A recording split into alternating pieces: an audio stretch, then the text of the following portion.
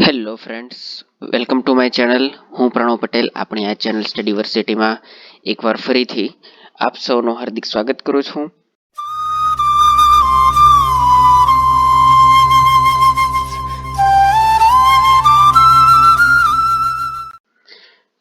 Last previous લેક્ચરમાં આપણે જોયેલું હતું અલગ અલગ રિલેશન્સ વિશે. આપણે પહેલા સમજેલા હતા કે કેટલી પ્રકારના રિલેશન છે, અને તેમાંનું એક જે છે રિલેશન્સ એટલે કે ધારાકીય લેજિસ્લેટિવ રિલેશન્સ, તેના વિશે આપણે ચર્ચા કરતા હતા. અને લાસ્ટમાં એક સવાલ આપણે બાકી રાખેલો હતો, તો પહેલા આપણે તેની ચર્ચા કરી લઈએ. બરોબર? ઓકે. સવાલ એ છે કે જો સંયુક્ત યાદીના વિષયમાં, એટલે કે કોઈ એવો વિષય હોય કે જે કોન્કરન્ટ લિસ્ટમાં આવતું હોય સંયુક્ત યાદીની અંદર, એવા કેસની અંદર સંસદ અને રાજ્ય બંને કોઈ કાયદો બનાવે છે અને તે જો એકબીજાને રેપગ્નન્સ થતો હોય, રેપગ્નન્સ,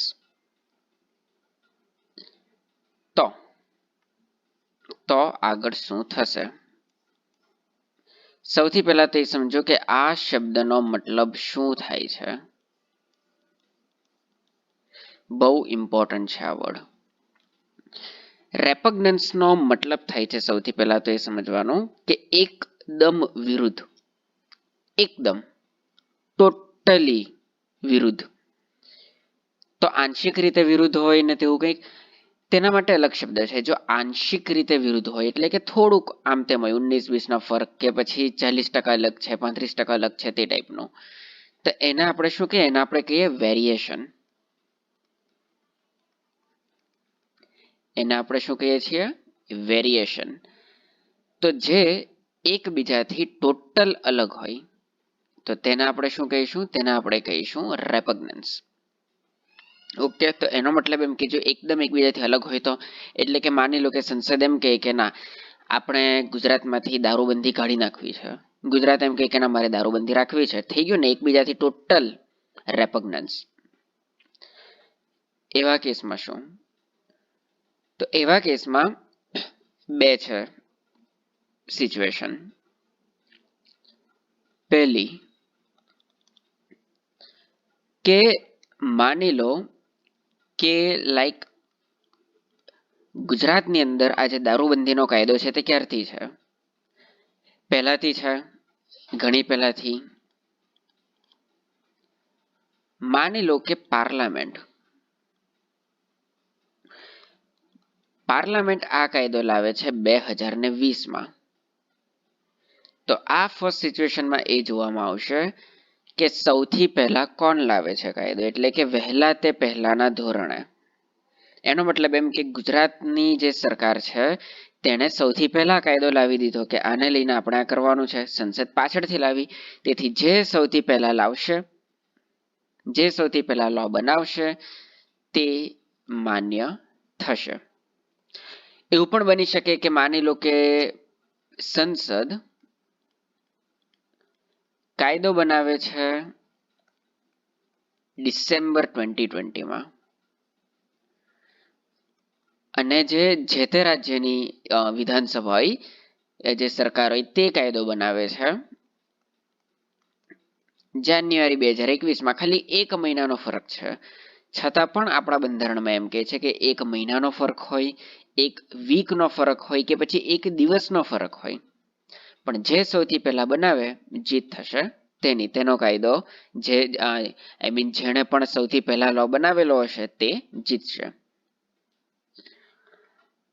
તો આપણે તો ઓલવેઝ એમ કહીએ છીએ કે આપણા ઇન્ડિયામાં છે quasi federal state with unitary tilt. તો આ કેસની અંદર જો સ્ટેટ ગવર્મેન્ટ જીતી જાય તો એનો મતલબ એમ થયો ને કે આ રીતે જોવા જાય તો સ્ટેટ ગવર્મેન્ટ વધારે સ્ટ્રોંગ છે, સંસદ કમ્પેરેટિવલી ઓછું સ્ટ્રોંગ છે. તો જો બાકી છે, આપણે તો આ જોઈએ સિચ્યુએશન નંબર 1. સિચ્યુએશન નંબર 2 શું કહે છે? સિચ્યુએશન નંબર 2 કંઈક એમ કહે છે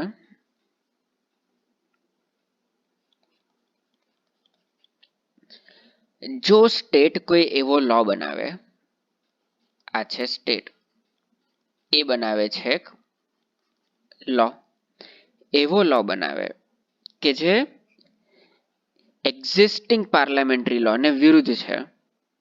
એટલે કે જે હાલમાં જે એક્ઝિસ્ટિંગ છે પાર્લામેન્ટ, જે હાલમાં કરે છે, અસ્તિત્વમાં છે જે લો, પાર્લામેન્ટરી લો, કાયદો, તેની વિરુદ્ધ છે. અને વિરુદ્ધનો મતલબ અહીં શું છે? રેપગ્નન્સ. તો એનો મતલબ એમ કે હું તમને એક્ઝામ્પલ આપીને સમજાવું. માની લો કે સંસદે કોઈ XYZ ઓલરેડી કાયદો બનાવી દીધો છે. રાજ્ય વિધાન મંડળ જે છે, જે તે રાજ્યની સરકાર, અને હા, આ જે કાયદો બનાવેલો છે જે વિષયમાં, એ વિષય છે સંયુક્ત યાદી. એને લઈને એનો મતલબ એમ કે એની જે સત્તા છે તે રાજ્ય વિધાન મંડળને પણ છે. તો રાજ્ય વિધાન મંડળ કોઈ બનાવે છે કાયદો. હવે આ જે સંસદનો કાયદો છે, આ કાયદો ફક્ત પર્ટિક્યુલર, માની લો કે ગુજરાતની વાત કરીએ તો ગુજરાત માટે જ નહીં, આખા દેશ માટે છે. આખા દેશમાં જેટલી પણ યુટી છે, જેટલા પણ સ્ટેટ છે, તમામને લાગુ પડે છે. અને તે તમામ કરતા વિરુદ્ધ જતા, તમામથી વિરુદ્ધ જઈને કોઈ એક, જેમ કે આપણું ગુજરાત, તે પર્ટિક્યુલર એમ કે ના, અમે તો આની અગેન્સ્ટમાં જઈશું, અમે કંઈક આવો અલગ કાયદો બનાવીશું જે ટોટલી આના કરતા અગેન્સ્ટ હશે. અને જો સંસદને લાગે કે ના, આ કંઈક ખોટું થઈ રહ્યું છે, આ જે વસ્તુ જે છે તે પબ્લિક ઇન્ટરેસ્ટમાં આવે છે, આ આપણા દેશનું જે એકતા છે, જે સાર્વભૌમત્વ છે, એ દરેક વસ્તુને ખતરો કરે છે, અથવા તો આપણા દેશના વિકાસને મે બી અવરોધાઈ શકે એવો કાયદો હોઈ શકે, આ ટાઈપનું કંઈ પણ તેમને લાગે, એવા કેસમાં સંસદ, એટલે કે સંસદની અંદર આવી જાય છે રાષ્ટ્રપતિ. તો જે પ્રધાનમંત્રી પ્લસ તેનું મંત્રી પરિષદ છે, તે PM પ્લસ તેની જે કેબિનેટ છે, તે પ્રેસિડેન્ટને સલાહ આપશે. શું કહેશે? આ જે છે PM પ્લસ કેબિનેટ, તે રાષ્ટ્રપતિને કહેશે કે ડિયર રાષ્ટ્રપતિ, તમે જે આપણા ખબરી મૂકેલા છે, અથવા તો જે આપણો એક બ્રિજ છે, જે છે રાજ્યપાલ ગવર્નર, તેને કોન્ટેક્ટ કરો અને તે રાજ્યપાલને કહો કે જ્યારે ગુજરાતની અંદર એ બિલ પાસ થઈ જાય અને તમારી પાસે સાઇન કરવા માટે આવે, ત્યારે તમારે સાઇન કરવાનું નથી. તેની જગ્યાએ તમારે યુઝ કરવાનો છે આર્ટિકલ 201. આર્ટિકલ 201 ની અંદર શું છે કે રાજ્યપાલ સાઇન નહીં કરશે, રાજ્યપાલ તે ખરડાને મોકલી દેશે રાષ્ટ્રપતિ પાસે, અને ત્યાર પછીનું શું છે તે આપણે જોઈ જ ચૂકેલા છે.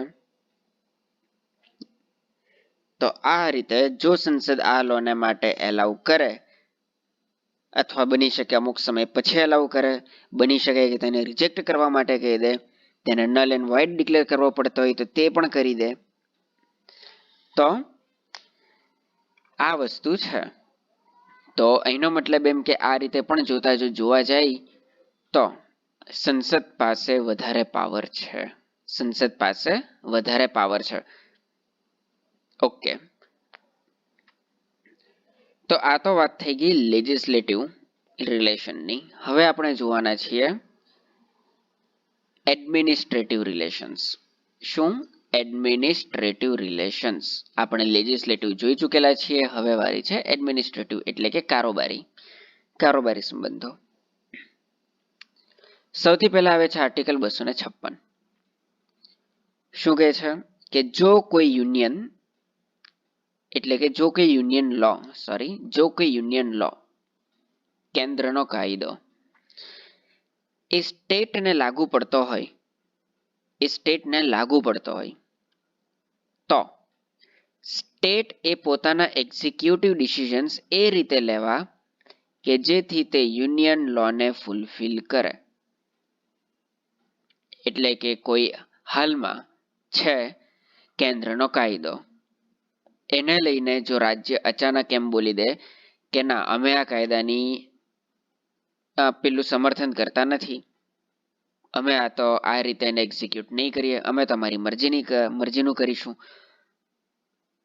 તો એવા કેસમાં શું થાય કે જ્યારે સ્ટેટ ફોલો ના કરે, ન કરે, એવા કેસમાં આમાં પ્રાવધાન છે આર્ટિકલ 256 ની અંદર કે જો કોઈ સ્ટેટ એને ફોલો કરવાની ના પાડી દે અથવા તો કોઈ અલગ પોતાના કાનૂન લઈ આવીને તેને એક્ઝિક્યુટ કરવાની વાત કરે તો તેવા કેસમાં રાજ્યપાલ આર્ટિકલ 356 નો યુઝ કરી શકે છે. અને 356 નો મતલબ છે રાષ્ટ્રપતિ શાસન, એટલે કે એક પ્રકારે ઇમરજન્સી.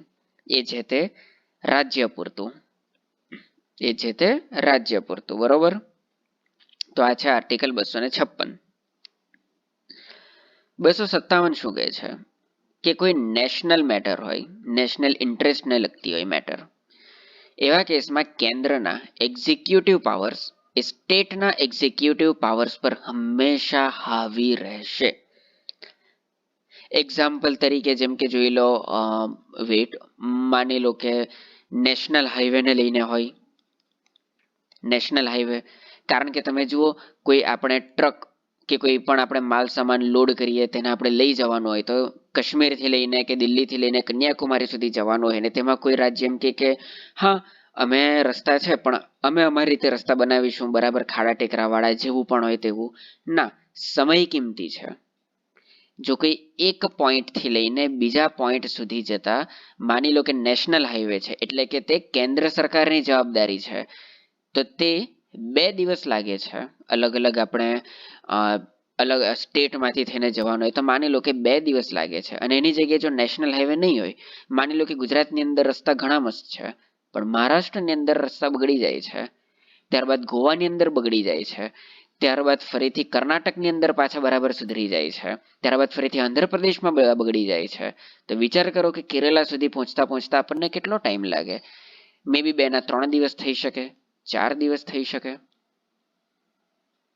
અને જ્યાં કે ને કે જો તમે સમયની વેલ્યુ નહીં કરો તો સમય તમારી વેલ્યુ નહીં કરે. આની અંદર ઇકોનોમિકલી ઘણું નુકસાન જાય. આવું હોય તો પેટ્રોલનું નુકસાન જાય. આમ આ રીતે પ્રોબ્લેમ આવી શકે હવે કોઈ પણ. તો તેના લીધે છે કે નેશનલ હાઈવેઝ હોય, વોટરવે હોય, જળમાર્ગ,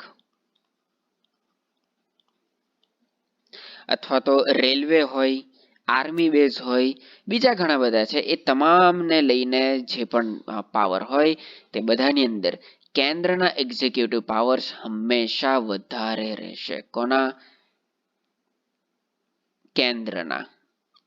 કેન્દ્રના એક્ઝિક્યુટિવ પાવર્સ હંમેશા વધારે રહેશે. શા માટે? કારણ કે અગેઇન મંત્ર યાદ રાખી લો, quasi federal state with unitary tilt. તો તમને જો મેન્સમાં પૂછાય તો તેની અંદર તમે એન્ડમાં જો આ લખીને આવો કન્ક્લુઝન, તો એનો મતલબ એમ કે તમને બેઠો અડધો માર્ક અથવા તો 1 માર્ક્સ એમને મળી જાય. અને મેન્સમાં મારે કહેવાની જરૂર નથી વારંવાર કે અડધો કે 1 માર્ક્સ પણ કેટલો વેલ્યુએબલ છે. આગળ વધીએ. આર્ટિકલ 258 શું કહે છે? Executive powers of the state is vested in the governor. વેસ્ટેડનો મતલબ છે સંગ્રહિત. જેટલા પણ સ્ટેટના એક્ઝિક્યુટિવ પાવર્સ છે તે ક્યાં કેન્દ્રિત છે, તે ક્યાં એનો સંગ્રહ થયેલો છે? તે સંગ્રહ થયેલો છે ગવર્નરની અંદર, એટલે કે રાજ્યપાલ પાસે છે. રાજ્યપાલ રિપ્રેઝેન્ટેટિવ છે કોનો? એક્ઝિક્યુટિવ બોડીનો. જે રીતે કેન્દ્રમાં કોણ છે? રાષ્ટ્રપતિ છે. તે જ રીતે રાજ્યમાં કોણ છે? ગવર્નર છે. એનો મતલબ કે યુનિયન છે, યુનિયન ગવર્નમેન્ટ, કેન્દ્ર સરકાર, તે પોતાની કોઈ એક્ઝિક્યુટિવ પાવર સ્ટેટને આપવાનું વિચારે. સંસદને અચાનક એવો વિચાર આવી ગયો સંસદને કે આપણે આ એક પર્ટિક્યુલર પાવર છે તેને લઈને આપણે કાયદાઓ બનાવી રહ્યા છે, પણ હવે એમ લાગે છે કે આની અંદર સ્ટેટ પોતે પણ હેન્ડલ કરી શકે છે. તો તે ડાયરેક્ટ રાજ્ય વિધાનમંડળને નહીં આપશે. તે કોને આપશે? તે આપશે રાજ્યપાલને. તે કોને આપશે? રાજ્યપાલને. એનો મતલબ એમ કે આ પાર્લામેન્ટ જે છે તે, અને આ સાઈડ છે સ્ટેટ લેજિસ્લેચર, તેને પાવર તો આપશે પણ વાયા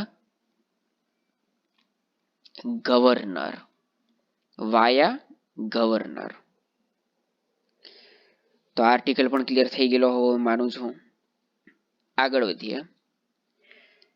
મારો એક ક્વેશ્ચન છે, દેશમાં જો ફેડરલિઝમ હોય કે ફેડરલિઝમ ન હોય, તેનાથી નાગરિકોને શું ફેર પડે? આપણે કેટલા ટકા? આપણે દર વખતે હમણાં જોઈ ગયા આ દરેક વસ્તુની અંદર આર્ટિકલની અંદર કે આપણે છે કોસાઈ ફેડરલ સ્ટેટ એકનું એક. તો આપણા દેશમાં ફેડરલિઝમ હોય, આપણો દેશ ફેડરલ હોય, તેનાથી દેશને શું ફરક પડે? તો તેનો જવાબ આપણને આપે છે આર્ટિકલ 261, જેમાં શું કહે છે, તમારે આ રીતનું મેં લખેલું છે, તમારે ગભરાવાની જરૂર નથી, હું તેને એકદમ ડિટેલમાં સમજાવીશ. પણ આ હું એટલા માટે આવી રીતે લખું છું કે તમે એને શોર્ટમાં યાદ રાખો. 261 ના તમારે યાદ રાખી શકો તમે આટલું ઇઝીલી, તેથી હું આ રીતે લખું છું શોર્ટકટ મેથડમાં.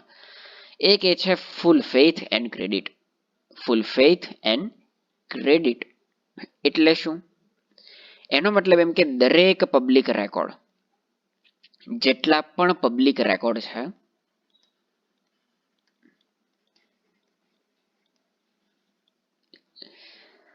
જેટલા પણ ડોક્યુમેન્ટ્સ છે, હવે તેની અંદર જ્યુડિશિયલ પણ આવી જાય, જ્યુડિશિયલ જેટલા પણ ન્યાયતંત્રને લઈને તે દરેક પણ આવી જાય. અને વચ્ચે તમે જોયું લાસ્ટ યર પ્રીવિયસ યર જેની અંદર સીજીઆઈ કહી દીધું કે હવેથી ન્યાયતંત્ર પણ આરટીઆઈના અંડરમાં આવશે. તો જ્યુડિશિયલ જે ડોક્યુમેન્ટ હોય ઇમ્પોર્ટન્ટ તે બધા તેને ફૂલ્લી ક્રેડિટ્સ આપવા જરૂરી છે. એનો મતલબ શું? એનો મતલબ એમ કે આખા દેશમાં ગમે ત્યાં એ તમામ પબ્લિક રેકોર્ડ અને ડોક્યુમેન્ટ્સને ફૂલ્લી ક્રેડિટ મળશે. એટલે કે ગુજરાતની અંદર કોઈ સ્ટેમ્પ પેપર આપણે લઈએ, આપણે ગુજરાતની અંદરથી કોઈ સ્ટેમ્પ પેપર ખરીદ્યું,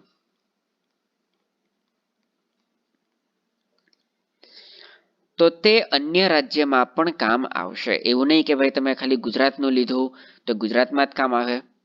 અમેરિકામાં એવું નથી. શા માટે? કારણ કે અમેરિકાની અંદર અલગ અલગ દેશો ભેગા મળીને એક આખું યુનાઇટેડ સ્ટેટ્સ ઓફ અમેરિકા બનાવેલું છે. એ જ રીતે યુનાઇટેડ કિંગડમ છે. તો આ રીતની વાત છે. ફોર એક્ઝામ્પલ, મહારાષ્ટ્રની હાઈકોર્ટ કોઈ વ્યક્તિ માટે જજમેન્ટ આપે તો તે આખા દેશમાં તે વ્યક્તિ માટે બાઇન્ડિંગ છે, તે આખા દેશમાં તે વ્યક્તિ માટે બાઇન્ડિંગ રહેશે. એવું નહીં થાય કે ના તમે તો ગુજરાતના નાગરિક છો તો તમારી ઉપર નહીં પડે, પણ ભાઈ હું ભલે ગુજરાતી છું પણ મેં ક્રાઇમ કરેલું છે મહારાષ્ટ્રની અંદર, તેથી મહારાષ્ટ્રની પોલીસે મને પકડેલી છે, હું મહારાષ્ટ્રની જેલમાં છું અને મેં મહારાષ્ટ્રમાં ક્રાઇમ કરેલું છે, તેથી મહારાષ્ટ્રની હાઈકોર્ટની અંદર મારો ચુકાદો ચાલી રહેલો છે, મારો કેસ ચાલી રહેલો છે. તો એમાં આપણે એવું નહીં કહી શકીએ કે ના એ જે પણ વ્યક્તિ છે તે ગુજરાતી છે તો તેને સૌથી પહેલા ગુજરાતમાં લાવો, અમે અમારા કાનૂન પ્રમાણે તેને સજા આપીશું. જે રીતે આપણે નોર્મલી ડિપ્લોમેટિક રિલેશન્સની અંદર કરતા હોઈએ કે જેમ કોઈ વ્યક્તિ ભાગી જાય તો ના ભારતીય નાગરિક છે તેને લાવો, આપણે કરીશું, અમને પાછા સોંપો તે વ્યક્તિને, એક્સેટ્રા. એવું ઇન્ટરનેશનલ લેવલ પર ચાલે છે. આપણે અહીંયા એવું નથી, ઇન્ડિયામાં એવું નથી. તો આ બધા અલગ અલગ આપણને ફાયદા છે. આર્ટિકલ 262 શું કહે છે કે પાર્લામેન્ટ કેન બાય લો, આખું એક જ છે, એટલે કે કાયદા દ્વારા. આનો મતલબ શું થાય? કાયદા દ્વારા. Parliament can by law provide for interstate water tribunal.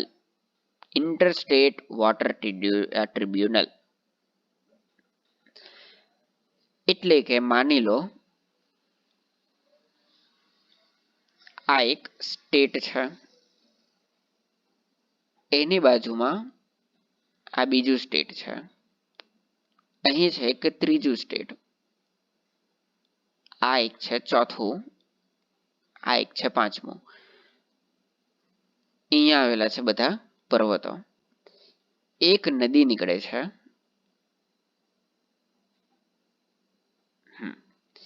અહીંયાથી એક નદી નીકળે છે, તે વહેતી આ રીતે જાય, અહીંથી આ રીતે નીકળી જાય છે. એનો મતલબ શું? એનો મતલબ એમ કે આ જે પર્ટિક્યુલર એક છે એ, આ બી, આ સી, ડી અને ઈ,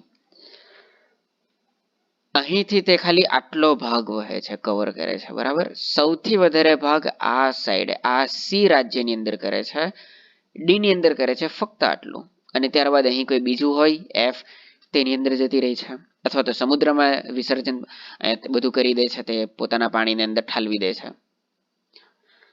એવા કેસની અંદર એ એમ વિચારે છે કે મારે અહીંયા ડેમ બનાવવો છે. તો જો તે આ જગ્યા પર ડેમ બનાવી દે એનો મતલબ એમ કે સી ની અંદર એટલું બધું પાણી નહીં આવે, ડી ની અંદર પાણી નહીં આવે. આપણે એમ માની લઈએ કે આ જે નદી છે તે અહીં જો આપણે માની લઈએ કે આ સમુદ્ર છે, ઓશિયન, તો આ 80% સી ની અંદર વહે છે, 15% આની અંદર અને 5% ડી ની અંદર વહે છે. તો સી એમ કહે છે કે ના, આ જગ્યા પર તો ડેમ નહીં બનવો જોઈએ. જો ડેમ બનવો જોઈએ તો મારા રાજ્યમાં બનવો જોઈએ, કારણ કે મારા રાજ્યની અંદર સૌથી વધારે તેનું પાણી વહે છે અને સૌથી વધારે તે જગ્યા પણ રોકે છે. એ કહે છે નહીં. ડી કહે છે કે ના, હું પણ હરોળમાં છું, ભલે 5% તો 5%, હું પણ હરોળમાં છું, મારે મારા રાજ્યની અંદર તેનું પાણી આપવું છે. તેવા કેસમાં શું થાય? તેવા કેસની અંદર આ 3 રાજ્ય જશે સુપ્રીમ કોર્ટની અંદર. અને સુપ્રીમ કોર્ટ શું કહે છે? સુપ્રીમ કોર્ટ એમ કહે છે કે મારા દરબારની અંદર તમામ લોકો એક સમાન છે. એનો મતલબ એમ કે સુપ્રીમ કોર્ટ એમ કહેશે કે એ ને મળવું જોઈએ 33.333%, બી ને પણ એટલું જ મળવું જોઈએ 33.333%, સી પણ એમ કહે છે કે સી ને પણ કે આટલું જ 33.333%. તો શું આની અંદર ખરેખર ન્યાય થયો? તમે જુઓ, બંધારણની દ્રષ્ટિએ ન્યાય થઈ ગયો, પણ એકચ્યુઅલી આ ઉચિત છે પ્રેક્ટિકલી જો આપણે જોવા જઈએ તો આ બહુ હાર્ડ ડિસિઝન છે. તેથી એમ કહેવામાં આવે છે કે તેના માટે એક ટ્રિબ્યુનલની રચના કરશે. એક ટ્રિબ્યુનલ, હવે આ બધા વોટર ટ્રિબ્યુનલ ને બધું શું છે તેને લઈને આપણે આગળ ચર્ચા કરીશું ન્યાયતંત્રની અંદર. ફિલહાલ એટલું સમજી લો કે આપણે ટ્રિબ્યુનલની વ્યવસ્થા કરેલી છે. એ ટ્રિબ્યુનલના અંતર્ગત સરકાર કેટલાક લોકોને અપોઇન્ટ કરશે આ ટ્રિબ્યુનલની અંદર. તે 5 લોકોની હોઈ શકે, 7 લોકોની, 9 લોકોની, ગમે તેટલા સભ્યોની હોઈ શકે. અને તે લોકો નક્કી કરે છે, દરેક રેકોર્ડ હોય છે કે આપણે કોને કેટલું આપવું. અને આ જે ટ્રિબ્યુનલ નક્કી કરે છે તેના જજમેન્ટને કોઈ પણ જગ્યાએ પડકારી શકાતું નથી. કોઈ પણ જગ્યાએ પડકારી શકાતું નથી, not even in supreme court. શા માટે? કારણ કે જો તેની અંદર આવી રીતનું જ કહે તો તે તો જશે ડાયરેક્ટ સુપ્રીમ કોર્ટમાં ને કે ના, અમને એવું નથી, અમને તો બરાબરનું જોઈએ. અને જેમ મેં તમને સમજાવ્યું તે રીતે કે જોઈ લો કઈ રીતે પોસિબલ થાય. તેથી પણ આપણે મિનર્વા મિલ્સ કેસની અંદર જોયેલું છે, everything in India is under judicial review. એનો મતલબ એમ કે આની અંદર પણ એ છે કે જો સુપ્રીમ કોર્ટને એમ લાગે કે ના, જજમેન્ટ છે તે અનકોન્સ્ટિટ્યુશનલ છે, તો સુપ્રીમ કોર્ટ વચ્ચે પડી શકે છે. એટલે કેવી રીતે? એટલે એ રીતે કે માની લો કે ટ્રિબ્યુનલ એમ કહે છે કે ઓકે, જેટલું પાણી છે એટલું તમે એ અને સી વહેંચી લો, ડી ને કંઈ નહીં મળશે, તમારું 5% છે ને તો તમે ભૂલી જાઓ. તો એ તો આને લઈને અન્યાય થઈ ગયો. આની અંદર જો 5% છે તો 5% જેટલો ભાગ તો ડી ને મળવો જોઈએ. જો તમે તેને કંઈ જ નહીં આપો એનો મતલબ એમ કે આ થઈ ગયું ટોટલી અનકોન્સ્ટિટ્યુશનલ. તો એવા કેસમાં સુપ્રીમ કોર્ટ વચ્ચે પડી શકે છે. પણ ફિલહાલ તમે એટલું જ યાદ રાખો કે ટ્રિબ્યુનલનું જે પણ જજમેન્ટ આવે તેને કોઈ પણ ન્યાયાલયમાં પડકારી શકાતું નથી. પણ સુપ્રીમ કોર્ટે જસ્ટ એટલું કીધેલું છે કે કોઈ પણ જગ્યાએ એમ લાગશે કે અનકોન્સ્ટિટ્યુશનલ થઈ રહ્યું છે તો અમે આ ખોલી દઈશું. જ્યાં સુધી બરાબર ચાલે છે ત્યાં સુધી કોઈ વાંધો નથી, ત્યાં સુધી જેમ ચાલે છે તેમ ચાલવા દો. તેથી હાલ પૂરતું આયરુઆ એમ જ કહેવામાં આવશે કે તેને કોઈ પણ જગ્યાએ પડકારી શકાતું નથી. બરોબર? તો આટલી વસ્તુ યાદ રાખજો. તો બીજી કેટલીક વસ્તુ છે જે ચલાવવાની હતી, પણ હવે નેક્સ્ટ લેક્ચરમાં આપણે ચલાવીશું. તો જો તમને વિડીયો પસંદ આવેલો હોય તો તેને લાઇક કરી દેજો, શેર કરી દેજો અને સબસ્ક્રાઇબ કરવાનું બિલકુલ પણ ભૂલતા નહીં. તમે વિડીયો જોયેલો છો પણ સબસ્ક્રાઇબ કરવાનું તમને યાદ નથી રહેતું તો આજે ભૂલ્યા વગર સબસ્ક્રાઇબ કરી દેજો. તો મળીએ છીએ આપણા નેક્સ્ટ લેક્ચરમાં. ત્યાં સુધી stay safe, keep learning. Thank you very much and જય હિન્દ.